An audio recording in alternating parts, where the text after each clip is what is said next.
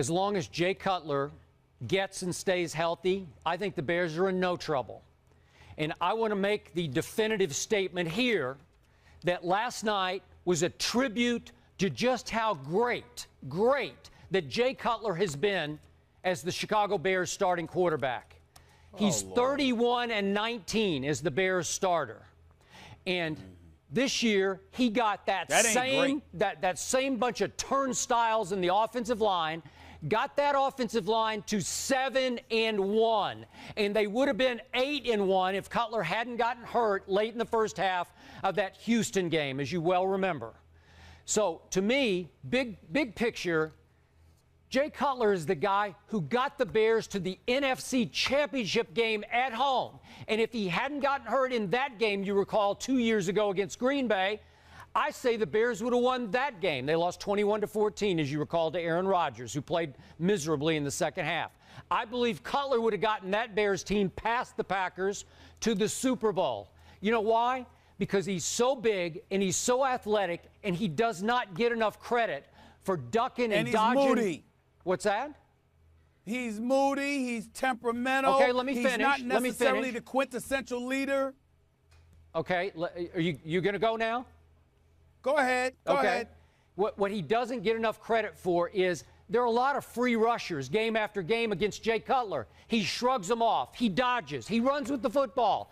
He makes throws falling sideways that others just can't pull off. And he continues to put that team in positions to win football games. He inspires both sides of the ball, offense and defense. You saw last night the Bears' defense sagged because Jason Campbell had no shot. They knew it from the first series forward. They had no shot in that game. And with Cutler, I believe it would have been a different story last night. I'm not saying San Francisco would have won, but that would have been a close game with Cutler at quarterback.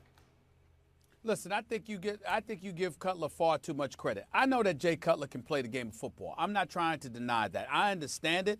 I know he can play, but he's got a rifle of an arm. He's athletic. He can run well too. He's an underrated runner. He can run the football very well. But his temperament, his demeanor, his body language, some of the histrionics he engages in, all of those things lend itself towards not being the leader you describe him to be. Now, obviously, when you looked at him last year, I mean, this team, what were they, 7-1 or 7-3 before he got hurt? Right now, they're 7-2 on the year, or 7-3 actually. You just look at him in terms of what he's done as a starter, 7-2 this year. Clearly, he can play. But at the same time, let's give credit. They've got Matt Forte. They've got Michael Bush. They've got Brandon Marshall. They've got Devin Hester. They've got a crew. Now, the offensive line has been shabby. We all know that.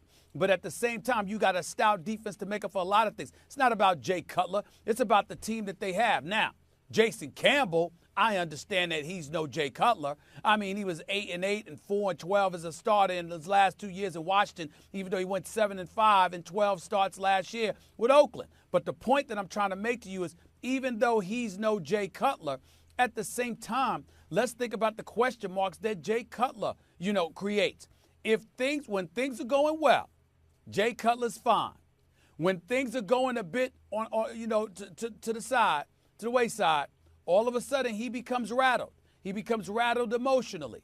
It seems to affect the people around him. And as a result, in the biggest moments, I don't know if he can get it done. I'm not saying he can't, because he's too skilled to definitively say he can't do it. But we've seen enough about him and his personality and his demeanor and his quote-unquote leadership skills, lack thereof rather, getting in a way where it can serve as an impediment to the Chicago Bears when times get rough. Look at the NFC. You got San Francisco. You've got Green Bay, who I told you would be there.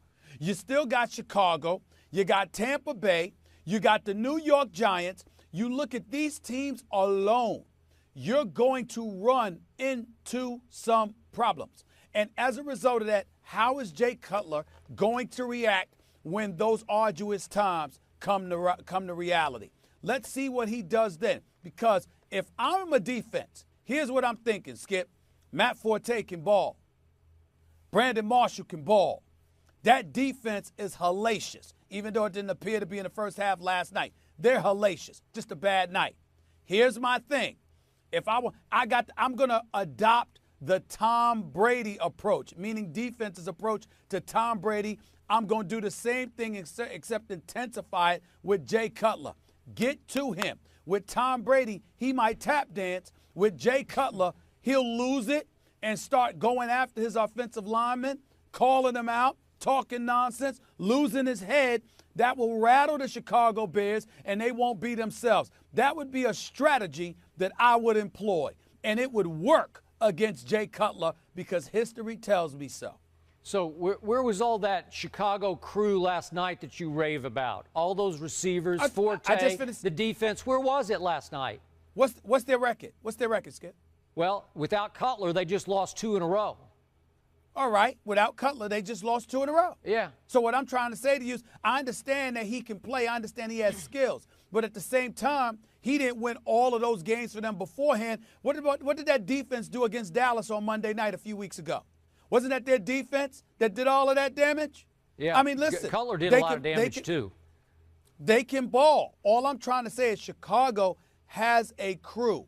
If you want the weakness, tell me what their weakness is, Skip, and I would tell you their weakness is also their strength, and that is Jay Cutler. Well, because Jay Cutler can be rattled. Their weakness is their offensive line, as you saw last night. It's just a disaster. Well, I understand that. But Cutler keeps overcoming said offensive line game after game after game. Doesn't get enough credit from you or anybody else for doing that. All I'm saying is he can play. He doesn't get the credit, but it's not because he can't play. We all know he can play. The problem is he appears to get easily frustrated, and it's a contagious effect. It's like a virus that sifts through the team whenever he gets that way. He can be had. Okay. He can be had. But they had a virus last night. Okay. A no-win virus.